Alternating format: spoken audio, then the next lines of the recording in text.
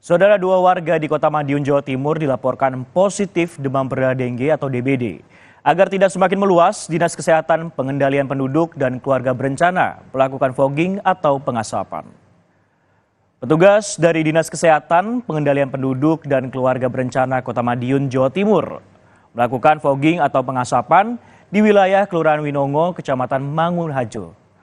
Pihak Puskesmas Mangunharjo melakukan penyelidikan epidemiologi dengan radius 100 meter dari rumah penderita DBD. Hasilnya ditemukan dua warga mengalami demam dan terdapat 5 rumah positif jentik nyamuk. Upaya fogging akan dilakukan sebanyak 2 siklus dengan jarak 1 pekan setelah fogging pertama. Masyarakat juga terus diingatkan untuk berperan aktif, menjaga lingkungan dan mewaspadai perkembangan nyamuk Aedes aegypti yang menjadi sumber penyakit demam berdarah.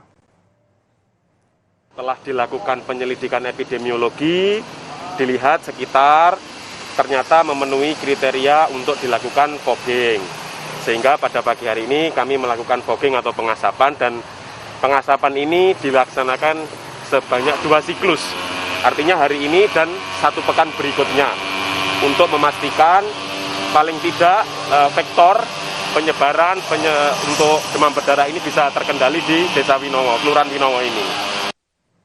Selain di Madiun, Jawa Timur, fogging atau pengasapan untuk pencegahan kasus demam berdarah juga dilakukan di Kota Sungai Penuh, Jambi. Saudara, memasuki musim penghujan, masyarakat diminta selalu waspada dan jaga lingkungan agar tidak ada sarang nyamuk di rumah ataupun di pekarangan. Guna mencegah penyebaran wabah penyakit demam berdarah akibat nyamuk Aedes aegypti, Dinas Kesehatan Kota Sungai Penuh melakukan fogging di permukiman. Selain fogging di rumah warga, petugas juga melakukan pengasapan di selokan serta drainase. Lokasi ini sangat rawan terhadap perkembangan biakan nyamuk serta rawan jentik nyamuk berkembang biak. Dinas Kesehatan Kota Sungai Penuh mencatat setidaknya ada 55 kasus demam berdarah selama bulan Oktober. Sedangkan pada bulan November terdapat 4 kasus demam berdarah. Pada saat ini, pada tahun 2023, dari bulan Januari sampai Oktober ini, kita ada jumlah kasus 55 kasus DBD. Dan 3 bulan terakhir ini memang ada peningkatan dari bulan Agustus sampai Oktober, ada peningkatan kasus DBD di Kota Sungai Penuh yang terdapat di berbagai kecamatan, yaitu ada Parambawang, Pondok Tinggi, dan Sungai Bungkal. Kita beralih ke informasi lain. Saudara, kabar gembira datang dari Taman Nasional Waikambas, Kabupaten Lampung Timur, Lampung.